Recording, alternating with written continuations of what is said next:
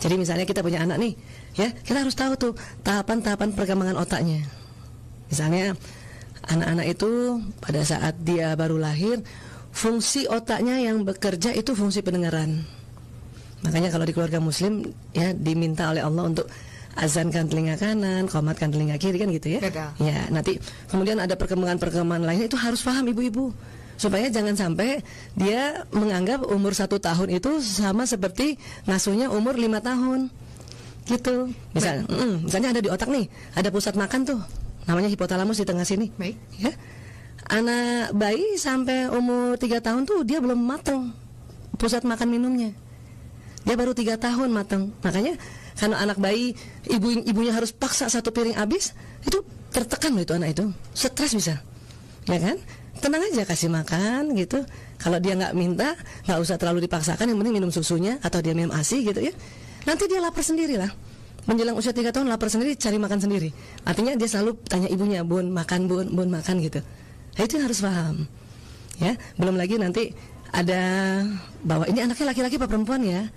Karena setiap otak laki-laki sama otak perempuan itu beda programnya, ya. Wataknya apa ya, bakatnya apa ya, gitu. Itu semua ada di otak. Jadi kalau orang tua mulai pelan-pelan belajar bagaimana perkembangan otak, dia akan menjadi orang tua yang pola pengasuhannya itu enak, nyaman, nggak stres sendiri. Karena kalau ibunya stres, anak 3 kali stres. Tahu dulu ini perkembangan setiap umurnya. Kemudian yang nomor 2 tuh paling bagus, ini anak laki pada anak perempuan. Kalau anak perempuan itu perkembangan otaknya nih kiri kanan, ada di dalamnya tuh ada sambungan-sambungan sarafnya, itu berkembangnya seimbang. Oh, jadi kalau punya anak perempuan tuh dari kecil udah enak. Ya sih, karena bina anak perempuan. Sih, betul. Kalau laki-laki yang berkembang sambungan neuronnya tuh di kanan dulu. Oh. Nah, otak kanan tuh otak rileks, otak kreativitas, otak main, otak benda teknologi gitu ya, otak musik. Nah, kalau kiri tuh otak analisa, otak serius, bahasa, matematika, teratur. Kalau perempuan kiri kanannya bagus berkembang. Oh. Kalau laki-laki kanannya dulu.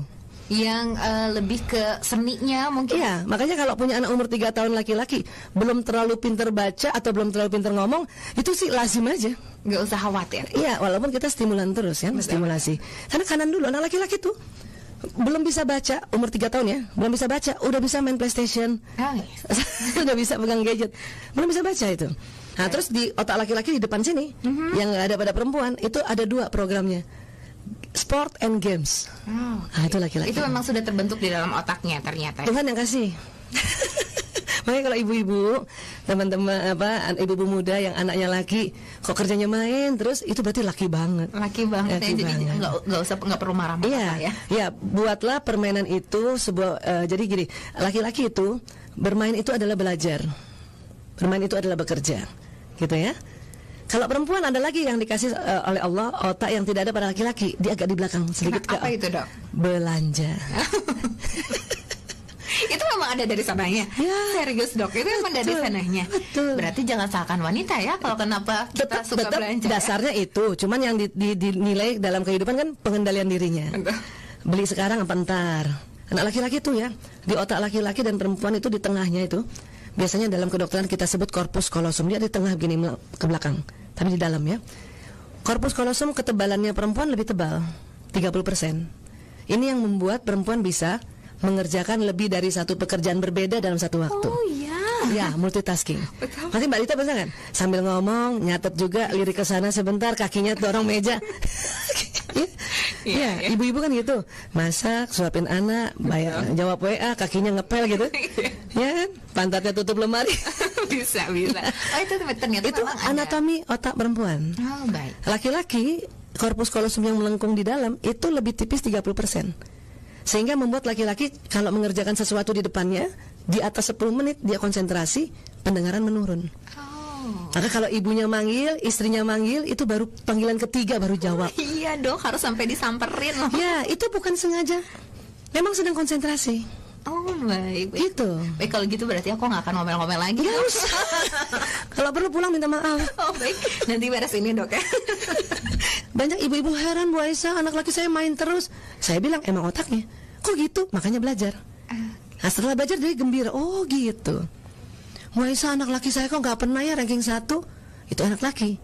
Kenapa? Karena sekolah yang dibuat ranking 1, yang disebut ranking 1 yang jago matematika, yang jago bahasa, datang tidak terlambat, apa-apa rapi. Itu milik otak perempuan itu. Jarang laki-laki ranking 1 itu jarang. Tapi ya, sabarlah, anak laki-laki di atas umur 18 tahun, otak kiri dan kanannya baru sempurna, baru seimbang. Makanya anak laki itu keren pada saat sudah mahasiswa. Makanya yang punya anak laki masih TK, SD, Sabar ya dok. Baik, itu berarti kalau laki-laki tingkat kematangan atau kesempurnaan, keseimbangan otaknya di atas usia 18 tahun. Kalau untuk perempuan dok? Perempuan dari kecil sudah sempurna. Oh, kalau perempuan tadi ya, antara cuman otak kanan dan kiri sudah sempurna. Otak kanannya perempuan kalah dengan otak kanan laki-laki. Ketika sudah dewasa? Mulai dari awal. Oh, mulai dari awal. Jadi anak laki lebih kreatif, anak laki lebih banyak geraknya, anak laki lebih jago pegang gadget. Kita perempuan kan agak sulit ya, nggak terlalu suka juga. Itu bukan karena gaptek, karena otak kita tidak dibentuk untuk menguasai benda atau menguasai ruang gitu. Berarti itu adalah sesuatu yang pasti ya dok, yang dimiliki oleh seorang perempuan ataupun seorang laki-laki. Tidak akan ada yang berubah maksudnya gitu. Semuanya akan berjalan seperti itu. Makanya kalau punya anak laki dari TK dan SD kita paksa terus untuk ranking terus, kita nggak memberi kesempatan otak kanannya berkembang. Nanti kadang mahasiswa bosan ya. Gitu. Saya beberapa konseling mahasiswa-mahasiswa yang bosan, saya tuh tanya waktu TK SD gimana, SMP kami saya ranking 1 terus dok. Oh ya sudah, kamu relax dulu ya, beberapa 1 minggu kah, habis itu sekolah lagi gitu. Jadi ada kepenatan di perkembangan otaknya. Laki-laki diciptakan oleh Allah itu, dia punya di dalam ada bentuk anatominya segitiga di dalam itu, namanya hipotalamus. Perempuan juga ada ya. Nah sekarang gantian, laki-laki yang lebih lebar. Laki-laki hipotalamusnya 2,5 kali lebih lebar dari perempuan. Ya, apa fungsi hipotalamus? Hipotalamus banyak fungsinya, tapi kaitannya dengan laki perempuan. Hipotalamus itu menjaga keamanan. Laki-laki secara fitrah lebih jago menjaga keamanan dibanding perempuan. Kalau punya anak laki, walaupun masih kecil, dia seneng main, ibunya sakit, itu anak laki jagain ibunya. Kadang jagain di pintu dia. Kalau ada orang yang mau masuk, mau ketemu ibunya pada dia sakit, dia yang tantang duluan. Mau apa? Itu laki-laki. Ya. Nah, sampai besar nanti laki-laki itu lebih jago jaga keamanan. Makanya kalau dia sudah berkeluarga, dia jaga keamanan dirinya, istrinya, anaknya, jaga keamanan ekonomi. Laki-laki lebih jago jaga keamanan ekonomi dibanding perempuan. Sebetulnya, ya. Kalau dia bertugas pada negara, dia menjaga keamanan negara. Gitu, ya. Hipotalamus itu juga pusat lapar dan haus. Karena laki-laki lebih lebar, maka laki-laki lebih cepat lapar dan haus. Oh iya, itu ternyata semuanya ada perintahnya di otak. Iya, perintah di otak.